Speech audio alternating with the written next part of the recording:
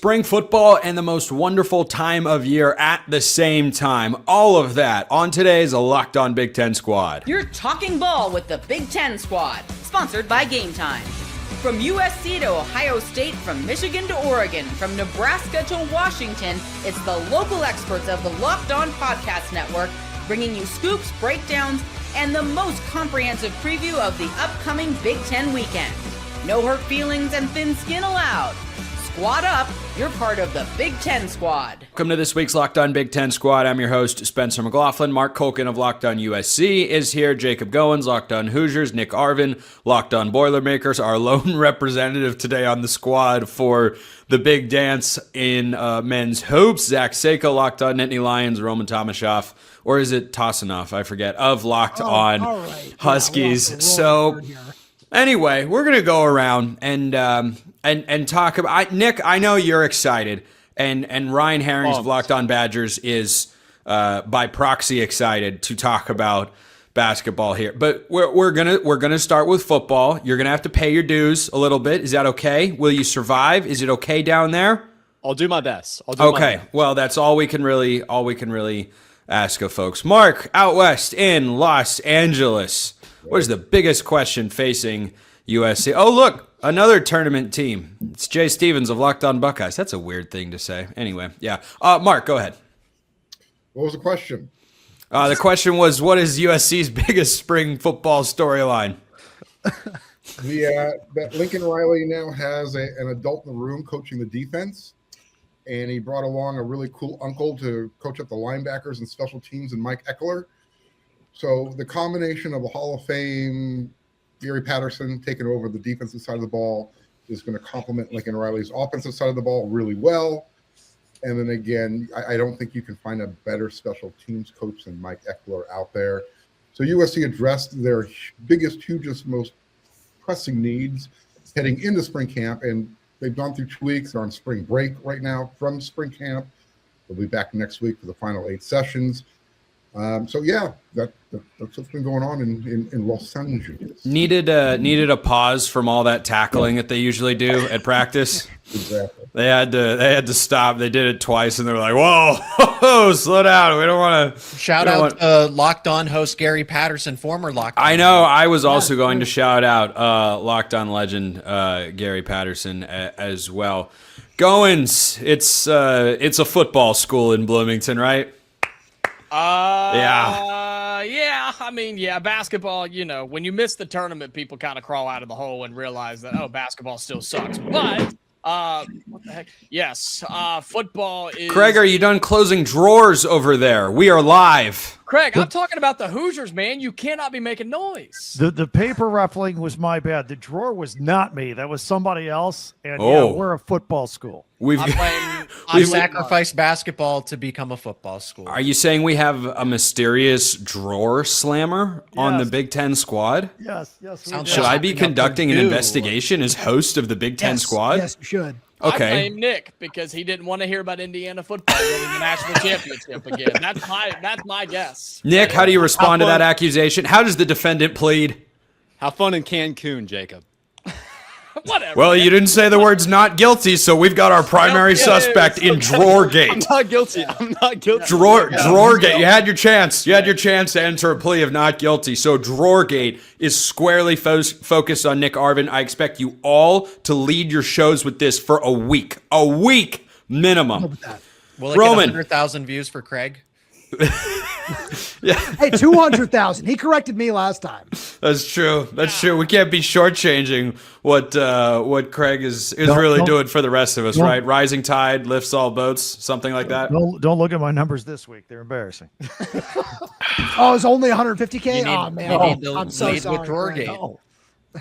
Yeah, if we all lead with Drawergate, then it'll just be it'll be off to the races from there. Roman, what's going on in Seattle? We're actually still about 2 weeks away from spring football. It doesn't start till the 31st. Also, really? I'm going to enter my plea of it starts a little bit later. I'm entering my plea of not guilty in Drawergate. This desk does not have drawers, so it wasn't me. But no, it's one of the things I'm really interested in. I know I mentioned this a couple of weeks ago on this show. Is Washington is going to be relying a lot on young players, especially in the trenches. where there are at least 3 true freshmen that are going to burn their red shirts in the trenches between edge rusher Derek Coleman-Brusa, defensive tackle T.I.U. Mukais, and the number 1 player in California and former Oregon commit Spencer, offensive tackle Cody Green, who might wind up starting at left tackle for Washington. Jed Fish has placed some very high expectations around this group of guys, and early returns from winter workouts sounds like these guys are just lighting it up in the weight room, all that sort of stuff. So when I get out there, that's the number one thing that I'm going to keep an eye on, because in order to compete in the Big Ten, as Washington has, had that trial by fire, especially in 2024, you need these kinds of guys in the trenches. So they're young. They have the upside, the physicality that are needed to succeed. Yeah, notably the weight room's been a place where Washington has thrived in the last 3 years, right, Roman? What a dig, man. Got him. Wow.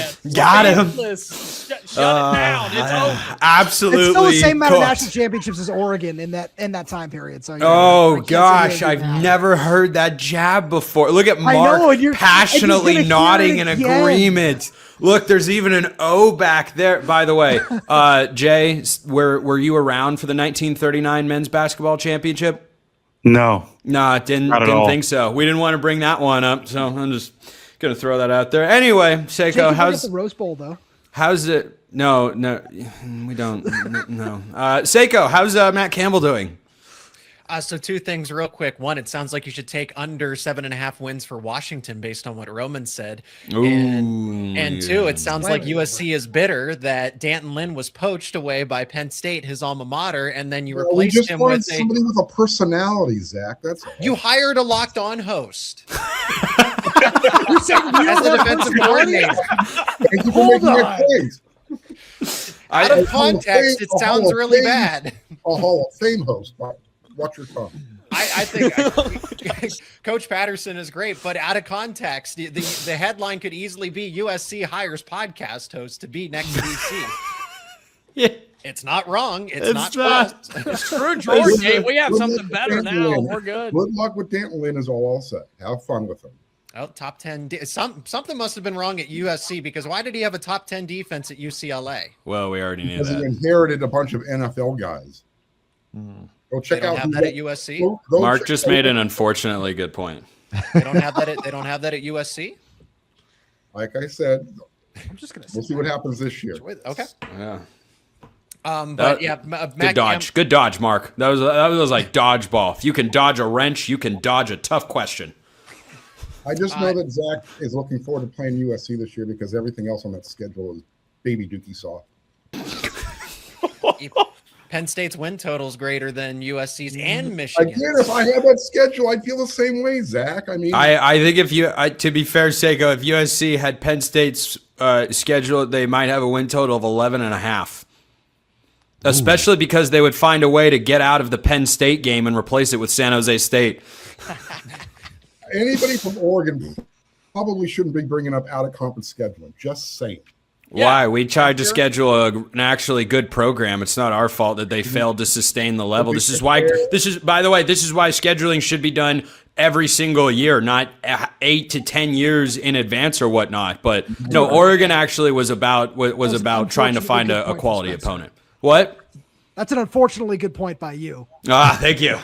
We love unfortunately good points. That should be the title, the Locked On Big Ten Squad, where some people unfortunately make good points from time to time. Jay, you and Nick, what you can kind of kick us off, getting the ball rolling on basketball here. Tell the rest of us what it's like. Like, you're George and we're Lenny, and instead of the flowers, it's the NCAA tournament. Wait, I didn't even realize. Roman got it. Oh, they don't know. I don't know. Oh. Tell us about the flowers, Jay. I didn't even realize hopping on today that we were the only 2 hosts that are covering teams in the tournament. It never dawned on me that that's the reality.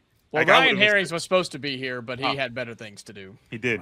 Yeah, then prepare for Wisconsin's eventual loss in the round of 32. I think he's not here. RP. Yeah. Anyway, Nick, you feel good about your Boilermakers right now? I feel a lot better about the basketball team than I do about the football team. We won Shocker. 4 games in the Big Ten tournament. Our win total for football is 3.5.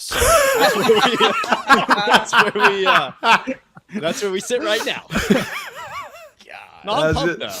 That's the way to view it. Now is prime Purdue season. All right, Craig, we're going to get you into the fold when we get back because we are indeed going to look at where the Big Ten sits in the big dance. Will they finally break the drought and win it all? It has been, how long did the woman in Titanic say? 84 years? It's been 26 since the Big Ten won it all. So all bad or terrible things come to an end, right? Gosh, we hope.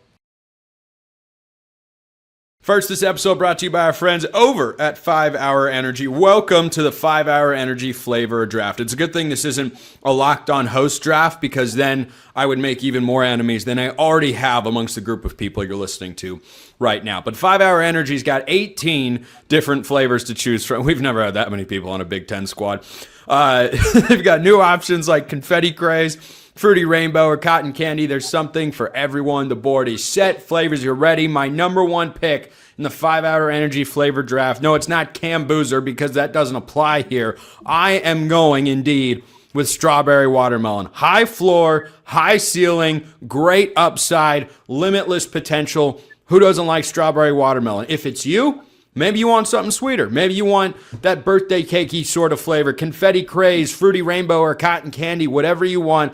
Get your favorite flavor of 5 Hour Energy. Find it now and get a kick with zero sugar. Find your new favorite flavor of 5 Hour Energy shots available online at 5hourenergy.com or Amazon. Check them out at 5hourenergy.com. Craig, I want to start with you. Does the Big Ten break its national title drought in basketball? I mean, in football as a conference, it's all the Big Ten knows how to do anymore. Just Michigan, Ohio State, Indiana, maybe somebody else will be next. Please, I'm tired of waiting. Anyway, in the basketball world, it has been a minute, as the kids say. Matt Sheehan of Locked On Spartans does exist, but isn't here. And his team was the last one to win it all in 2000. Does that end? I think that's the last time Matt appeared on this show in 2000. Nevertheless, a couple weeks ago, I would have told you I really like Michigan's chances to win it all. I was even looking forward to a rematch with Duke. I thought in the Duke loss about a month ago, I thought those things were very fixable. This LJ Kaysen, I know he's just a backup guard, but it's kind of ruined the rotation. This was a team that was blowing people out by 20 points, and then they barely won all their games in the Big Ten tournament, and then obviously lost the championship to Purdue. So I don't know if I can be comfortable with Michigan all the way, although they would still be my favorite out of the conference. I was big on Illinois all season long with those two freshmen, Wagler and Merkovich, but they've lost 5 of their last 10, so I don't know about that. I think Wisconsin or whether Michigan State, I think, I think they'll get to the Sweet 16 at the very least. I don't know if they're deep enough beyond Jeremy Fears Jr. to go all the way. And look, Purdue, preseason number 1, kind of disappeared for a little while. Got hot in the Big Ten tournament, taking on a team named Queens that's never been in the tournament before. We're all thinking it. We're all thinking it. Be careful, Purdue. You have a history of bouncing early out of these things. Nick, I don't know how confident you are. You'll probably beat Queens. I didn't even know it wasn't even in New York till earlier this week. I guess it's not. Good luck against them. Their first year eligible. They were D2, just finished their transition period. Batting 1,000 are the Royals right now. You're not helping your case. I mean, Purdue's going to take care of them. Purdue's going to take care of them. Yeah, just like they took care of Farley Dickinson. Yeah, we're still talking about this. This happened 3 years ago. No, we're still talking because Pat Painter's still the head coach. Yeah, I mean, so what? So what? This is a new year. He's a loser in March, brother. That's all there is. I tell you, Nick, you would make Nick, you would make a great Oregon fan. You would fit right in. Just forget about how you've been tortured in the past and be like, no, we're here, man. We're here. I'm not saying Purdue's going to win it all this year because there's so many tough teams in that top 6 range, but they're not losing in the first round. They're making it to at least the Sweet 16. They were gifted a 2 seed and an easy path in the West. After everyone says the Big Ten tournament doesn't matter for seeding, well, guess what? We jumped Michigan State and Illinois. Gonzaga, BYU in the Sweet 16. I invite that matchup. Gonzaga, but yeah. Jay, Ohio State in the Big Day. I don't think they've been there since Aaron Kraft was playing. Am I correct? It feels like it's been since Aaron Kraft. Last time was in 2022. Kraft wasn't there, but I remember they. Wait. Didn't they lose to Oral Roberts? That was 21. 20. Yeah, that's right. Oral Roberts, the Sweet 16 as a 15. They actually played at Mackey Arena because the whole tournament was in Indiana, the state of Indiana, and they went to Mackey Arena and then lost to Oral Roberts. In a pretty empty gym that day. Yeah. This team is feeling good that they're there. I don't know how things are going to go because they're fully healthy for the first time in like 2.5 months. And so you insert Brandon Knoll back into the rotation. That could change things. It could help it in a big way or it could hurt it. So really looking to see what Jake Diebler does on Thursday as the Buckeyes step off the tournament.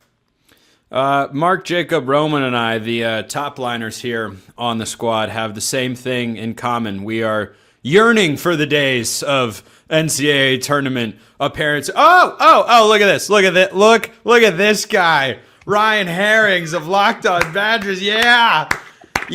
Ryan, are you mentally prepared for the inevitable exit in the round of 32? Oh, did I miss football talk? Oh, no. Such a bummer. Yeah, we moved on to the big dance. Anyway, please give us the snapshot of the Badgers.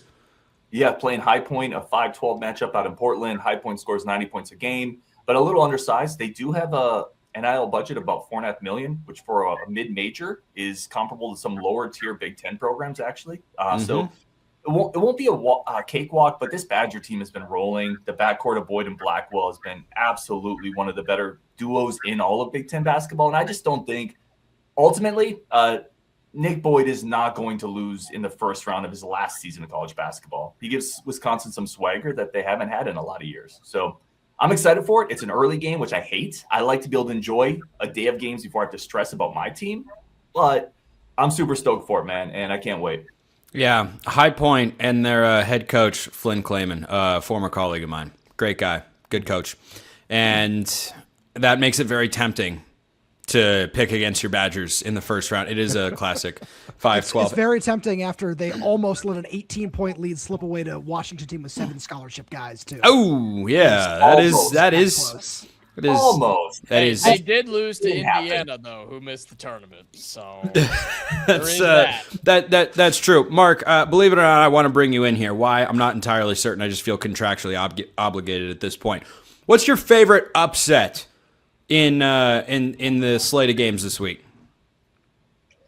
I have no idea who's even playing this weekend, to be honest with you. Okay. Cut it out. Do you know what's happening this weekend? Houston winning the whole thing. That's all that matters. Okay. That was something. We're gonna call that progress. Anyway, I care much about this year's tournament as I care about Oregon winning a national championship. So it's on your mind every second of every day? Big zero back there is how much it's on my mind. Okay, gotcha. Hey, Goins, who's your favorite upset of the week? And can I interest you in the California Baptist Lancers over Kansas?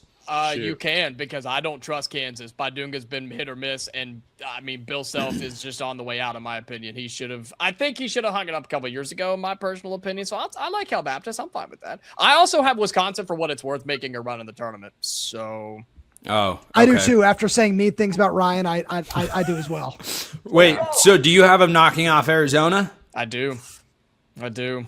Listen to that faith, Ryan. Faith in the Wisconsin Badgers. Also, one more that I have Troy taking down Nebraska. I believe that's the 13th. Oh, in a historic game. Does anybody know why? Because Nebraska never won. Troy's never won either. It's a game of two teams who have never won a tournament game. I have Troy getting the upset. Hold on. Wait. Nebraska's never won a tournament game? They're the only Power 4 that has never won an NCAA tournament game. That's crazy. Yep. How do Nebraska fans, how do they exist? Football. Yeah, it's all about They football. missed a bowl game every year from 2016 to 2024. Yeah. Volleyball. Volleyball's lit. I got to tell you, Nebraska volleyball is sick. With 90,000 people in the stadium watching volleyball, that was pretty cool. I had to. It's fantastic. It's fantastic. Volleyball is a great sport. So, When we get back, more picks from around the upcoming slate of college basketball games on today's Locked On Big Ten Squad, which is brought to you by our friends over at TurboTax. It's tax time, but for a lot of us, the old way of doing taxes is a lot. Trying to book an appointment, that's not the most convenient. Sitting in a waiting room with a stack of papers, emailing back and forth, and wondering if they really get your situation. But this year, you're getting a major upgrade. Intuit TurboTax now has in-person locations nationwide. You can meet face-to-face with a real tax expert, and your documents get uploaded straight to your TurboTax app on the spot. And just like that, you're done. Your TurboTax expert works to get you every dollar you deserve while you get real-time notifications as you go about your day. It's the relief of walking in and meeting a real person and walking out knowing your taxes are being handled right. Head to TurboTax.com/local to find a store near you and book your appointment. Check them out at TurboTax.com/local. And if you want to go to any type of event, Game Time's the way to do it. The biggest stretch of the basketball season is here at the collegiate ranks. We're about to be flooded with buzzer beaters, bracket busters, and those unforgettable moments that everyone's talking about the next day. Being there live for it, that's bucket list sort of stuff. The hard part is always actually getting tickets. Long queues, prices jumping around, surprise fees at checkout. That's why you want to use the Game Time app. It gives fans the advantage with constant innovation. It's how you unlock amazing tickets and experiences in just a few taps. Do you see this phone right here? For those watching on YouTube, for those on podcasts, I do indeed have a phone in my hand. On this phone, I have about half a dozen tickets that I bought on Game Time to different types of events. Why? I know I'm saving money. The process is great. You see the total up front. It's just the best way to go. Take the guesswork out of buying college basketball tickets with Game Time. Download the Game Time app, create an account, use code LOCKEDON for $20 off your first purchase. Terms apply. Again, create an account, redeem code LOCKEDON for $20 off. Download the Game Time app today. All right, if there's going to be a bracket that looks unlike last year, which I have to tell you, with no dog in the fight, that's what I'm rooting for. Last year's Final Four of all 1 seeds was an abomination to the entire sport. I mean, truly, truly awful. So, in that sense, Ryan, I'm rooting for your Badgers. Someone needs to beat these 1 seeds. Every time, and I haven't even finished filling out my bracket yet, every time I look at it, I struggle to get past almost every 1 seed going to the Final Four. They're so good. Yes. Sorry. Yeah, Ryan. If you want to unmute yourself, then you can actually start. Yeah, woo, Ryan. It felt like you didn't really actually hand it over to anybody. You just kind of kept. I going. felt that way too. I gotta say. Wait, Yeah, how many I feel people? the same way, Spencer. You suck. Hold on, shut up, Goins. You were just saying that because they said that and you know it. No. So, of the 4 others, did you feel like I'd handed that off to Ryan after saying his name and then stopping talking? There was a gray area, but I'm with Spencer. I was expecting somebody to fill the void. You Nick? don't need to kiss up to the host, Craig. Don't Nick, don't Craig ask for Craig is radio neutral professional. arbiter of Craig, all don't things ask him. college sports. Nick, thoughts? You blame me for the you blame me for Drawergate earlier. No, you didn't hand it off to Ryan. Okay. My friend Ryan Herring's the host of Locked On Badgers. Yeah, we all know that Goins is a schmuck. Okay, all right, Herrings, go ahead. Can anybody really knock off all of these 1 seeds? Like, could we see a Final Four like the one a few years ago where there's only one seed in it? Yeah, no, I think there's a couple teams you would circle. I think UConn, the way they're coached, their offensive efficiency, Karabon on a team with his veteran poise and his ability to hit shots. UConn's a team that I would always imagine to be a 1 seed because of the way they play offense, because of the way they're coached. I think Illinois is a team, having seen them up close and personal a couple times, tremendously long and skilled with a lottery pick running the show. They can absolutely take down anybody. I would look at those 2 teams as both squads capable of beating a 1. And then I'll just make a plug for Wisconsin. Wisconsin has beaten Michigan already. I mean, they've literally already beaten a 1 this year on the road. So in their last game against Michigan, went down to the wire, a 3-point shot by Michigan to win it. Wisconsin's proven they can beat a 1. I don't think you're going to see a tournament with all 4 1s advancing this year. Somebody will knock them off. I would look at an Illinois, a UConn, and I'm going to take Wisconsin as definitely a team that's proven they can beat anybody in the country. I need this year's version of DJ Burns led NC State going to the Final Four as an 11. I need Doug Eddert taking St. Peter's as a 15 to the Elite Eight. Spencer. Stop saying stuff like that. You started out with FCS. I need it. I need it after last year. It'll be like a tournament juice cleanse after everything got cluttered up a season ago. Goins, which one seed loses first? Ooh, that's a good. God, that's a good. I guess Arizona, because I have them getting beat by Wisconsin. I guess that's by mathematical purposes. Yeah, I'm going Arizona. Roman, which one seed goes down first? Florida. Where? I have Illinois in my Final Four. Okay. So respect. That's where I'm going. Okay. Where do you have Florida losing? In the Elite Eight? I have to check my bracket real fast, which everyone go join, by the way, in our Everydare Club. So nice. Give me like 5 seconds on that. Yep. Nice plug. There Nice, we go. nice plug. Roman. Nick, which ones? I won't pick Florida the Final Four on principle. Going back to back is so All right, hard. I found it. Vandy in the Sweet 16. It's tempting. It's tempting. Vandy got them last time they played.